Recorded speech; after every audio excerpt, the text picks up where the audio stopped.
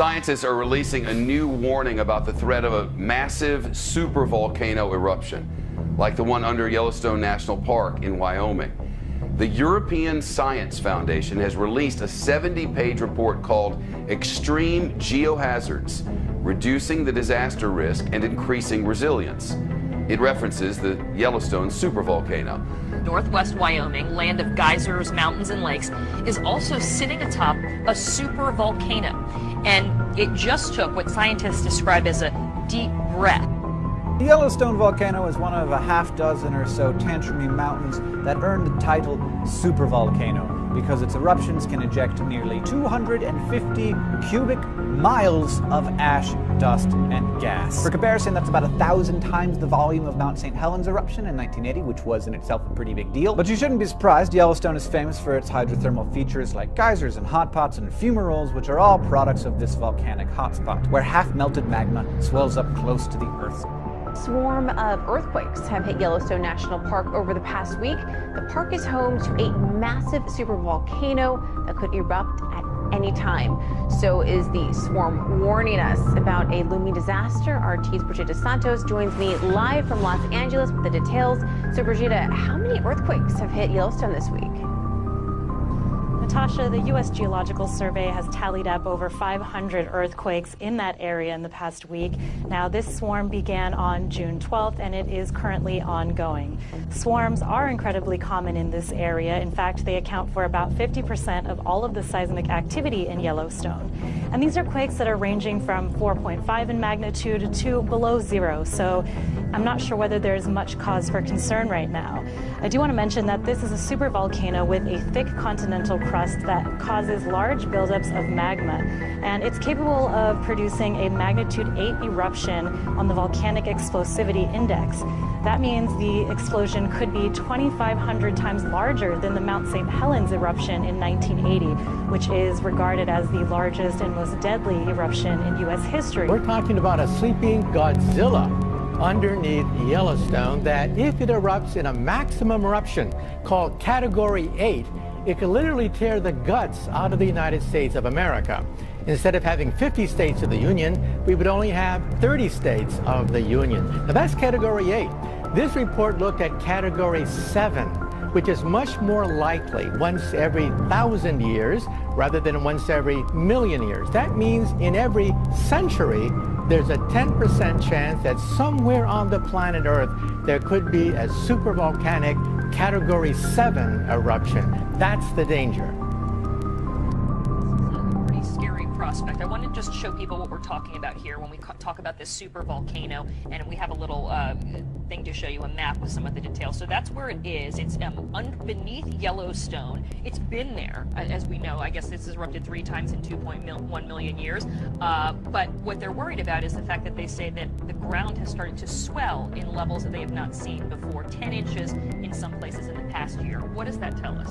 It tells us that there is activity in this supervolcano, which erupts roughly every 600 million years. But that's what's making us very nervous, because the cycle time corresponds to the present-day era.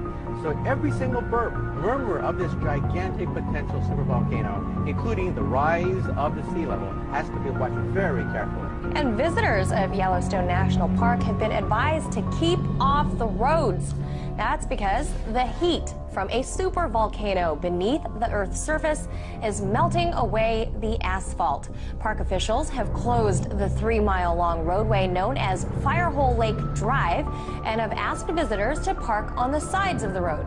Park officials warned that stepping on the seemingly solid asphalt could create an illusion, and you could quickly find yourself stepping into hot water.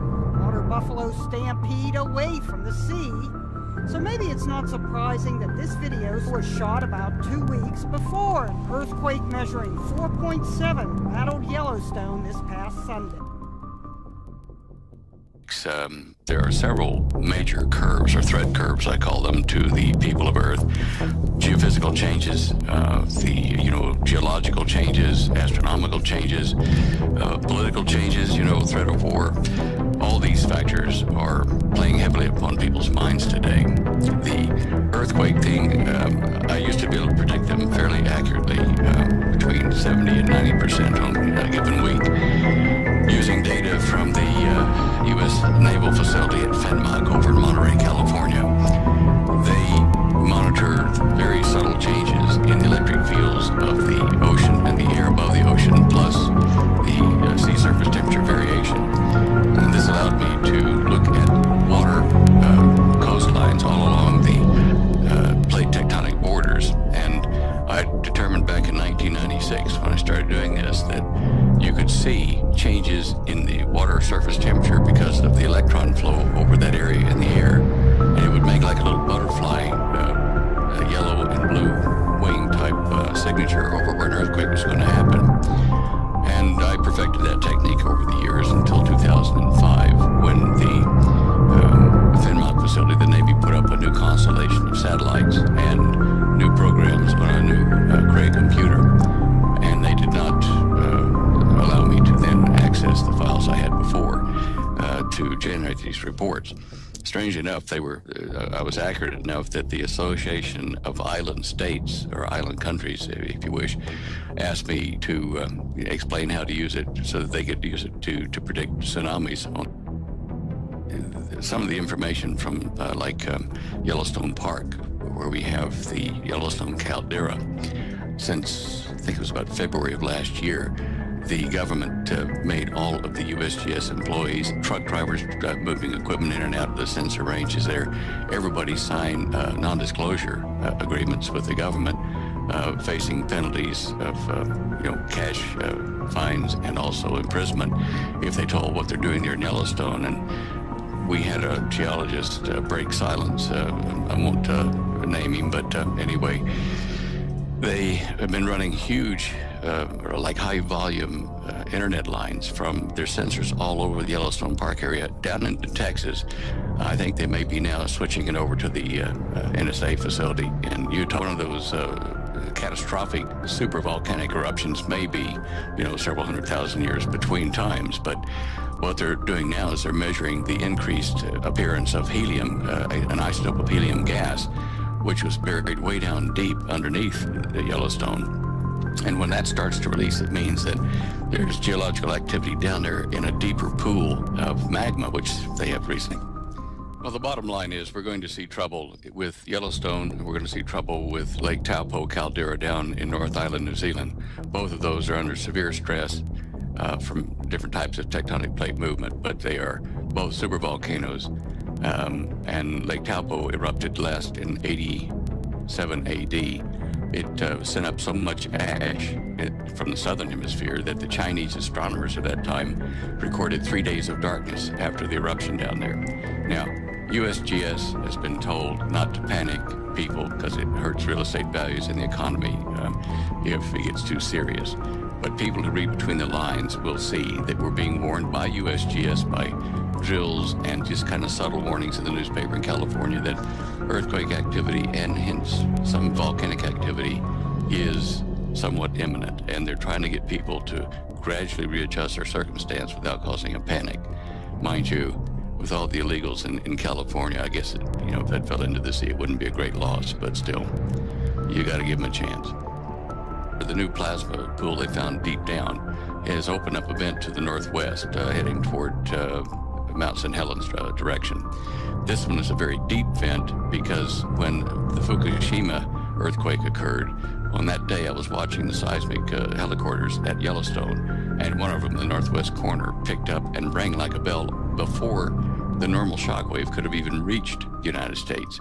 And that means to me that there is a direct hydrodynamic connection in the magma between Yellowstone and the western side of the North Pacific.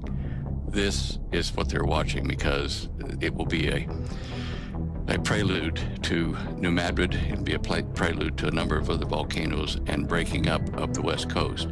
So the Yellowstone caldera is kind of a new kind of instrument in addition to being a threat. I wanted to jump in here real quick tonight and share an email that I received from a guy that I knew a long time ago, a very trusted individual that has in certain ways risked his life for me and same as I did for him. But he sent me a very disturbing email today, and you can see right here it was 8:06 p.m. exactly like 17 minutes ago. It took me a minute to get everything set up.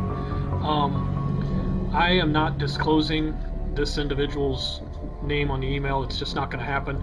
But let me read the email for you. It says, "Hello, Tom. Just wanted to take a minute to give you a heads up.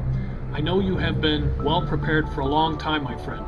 Just so you know, it would not be a good idea to stray too far from your bunker for a while." Because he knows I have a bunker set up and supplies and everything. Anyway, briefly, he says, "I will tell you that the USGS is suppressing the earthquake activity at Yellowstone Caldera from the general public.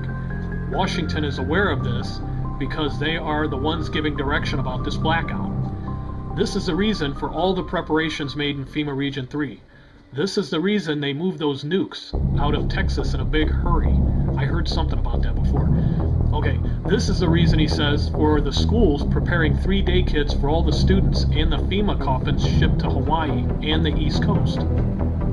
They thought it was all going to go with the passing of Comet Ison, and that's why they were preparing at breakneck speed on the East Coast. They are expecting millions of refugees after the eruption. They are saying the New Madrid is also waking up, and all of this is due to an increase in solar activity affecting all the fault lines in the world. You know me, friend, and I got to tell you, I'm scared to death for myself and my family, because I overheard a man say the other day that the big one is on the way. He leaves it with, "Got to go for now, friend. I hope you can survive this." He says, I know you can survive this, Tom, because as long as I have known you, you have always had a strong will to survive. I hope to join you and your family soon. Please save us a spot. And he knows that I will always have a spot for him. But this is definitely pretty disturbing, and